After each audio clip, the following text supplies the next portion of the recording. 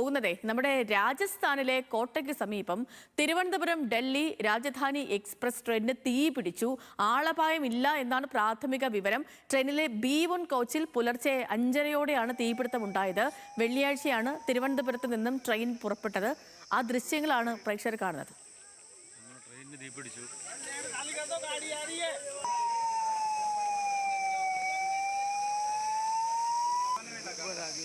ശരത്ലാൽ വിവരങ്ങളുമായി ചേർന്നുണ്ട്. ശരത്ലാൽ, അത്യാവശ്യം വലിയ തീപിടുത്തമാണ്, നല്ല പുക ഉയരുന്നുണ്ട്. ഇതിപ്പം നിലവിലെ സാഹചര്യം എന്താണ്, എന്ത് സംഭവിച്ചു എന്നാണ് മനസ്സിലാകുന്നത്?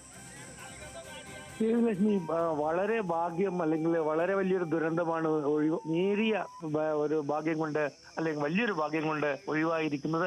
പുലർച്ചെ 5:30 മണിയോട് 5:15 മണിയോട് കൂടിയാണ് കൃത്യമായ സമയം മണിയാണ് B1 കോച്ചിലെ തീ കാണുന്നത്. ഇത് ആദ്യം ശ്രദ്ധയിൽപ്പെട്ടത് ഗാർഡിന് തന്നെയാണ്. ഗാർഡിന് അപായ സൂചന ലഭിക്കുന്നു. ഗാർഡ് ലോക്കോ പൈലറ്റിനെ അറിയിക്കുന്നു, പിന്നെ നിർത്തുന്നു.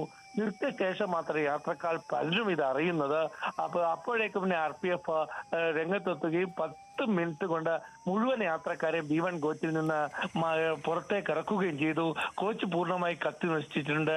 68 യാത്രക്കാരാണ് ഈ തീപിടുത്തമുണ്ടായ B1 കോച്ചിലുള്ളത്. ഇതിൽ ആർക്കും പരിക്കേറ്റില്ല എന്ന വിവരമാണ് ഇപ്പോൾ പുറത്തു വരുന്നത്. എന്നാൽ ബോഗി പൂർണ്ണമായി കത്തി നശിച്ചിട്ടുണ്ട്. തിരുവനന്തപുരത്ത് നിന്ന് അസ്രം നിസാമുദ്ദീനേക്ക് ഡൽഹിയിലേക്ക് വരുന്ന രാജധാനിയാണ് 12:41 ട്രെയിൻ നമ്പർ. വളരെ വലിയ ദുരന്തമാണ് ഉണ്ടായത്. പുലർച്ചെ ആയതുകൊണ്ട് യാത്രക്കാർ മുഴുവൻ നല്ല ഉറക്കിലായിരുന്നു എന്നതാണ് ശ്രീലക്ഷ്മി. അത് വളരെ വലിയൊരു ദുരന്തത്തിലേക്ക് മാറുമായിരുന്നു. എന്നാൽ ഗാർഡിന്റെ സംയോജിതമായ ഇടപെടലാണ്. അതുപോലെ തന്നെ ലോക്കോ പൈലറ്റ് നിർത്തുകയും രാജധാനിയിലെ ഫയർ അലാമിനെ നമ്മൾ നന്ദി പറയണം എന്നാണ് ഒരു രക്ഷപ്പെട്ട മലയാളി യാത്രക്കാരൻ വ്യക്തമാക്കിയത്.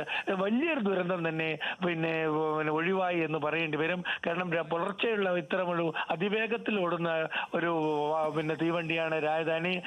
മിനിമം രാജസ്ഥാനിന് കോട്ടയിലാണ് അടുത്ത സ്റ്റോപ്പ്. ആ സ്ഥലത്ത് വരുമ്പോൾ 100-110 കിലോമീറ്റർ വേഗതയിൽ ഓടുന്ന തീവണ്ടിയിലാണ് തീപിടുത്തമുണ്ടായത് എന്നതുകൂടി നമ്മൾ ഓർക്കണം. അത്ര ഒരു സുരക്ഷാ സംവിധാനം അല്ലെ മുന്നറിയിപ്പ് ഉണ്ടെന്ന് മാത്രമാണ് യാത്രക്കാർക്ക് രക്ഷപ്പെടാനായത്. ശരി, മാത്രമല്ല മലയാളികളടക്കം നിരവധി പേർ യാത്ര ചെയ്യുന്ന ഒരു ട്രെയിൻ കൂടിയാണ് രാജധാനി എക്സ്പ്രസ്. അതിനാണ് ഈ തീപിടുത്തമുണ്ടായത്. പക്ഷേ ഇപ്പോൾ ശരത്ലാൽ പറഞ്ഞ പോലെ ഭാഗ്യം തുണച്ചു, ആർക്കും പ്രശ്നങ്ങളൊന്നുമില്ല, എല്ലാവരും സേഫാണ്. പിന്നെ ആ ബോഗി, നമ്മൾ ഈ കാണുന്ന തീ ഉയർന്നുകൊണ്ടിരിക്കുന്ന, തീ കത്തിക്കൊണ്ടിരിക്കുന്ന ആ ബോഗിയൊക്കെ പൂർണ്ണമായിട്ടും കത്തി നശിച്ചു. പക്ഷേ ആളുകൾക്കൊന്നും പ്രശ്നമില്ല. അത് തന്നെയാണ് ഏറ്റവും വലുതല്ലേ.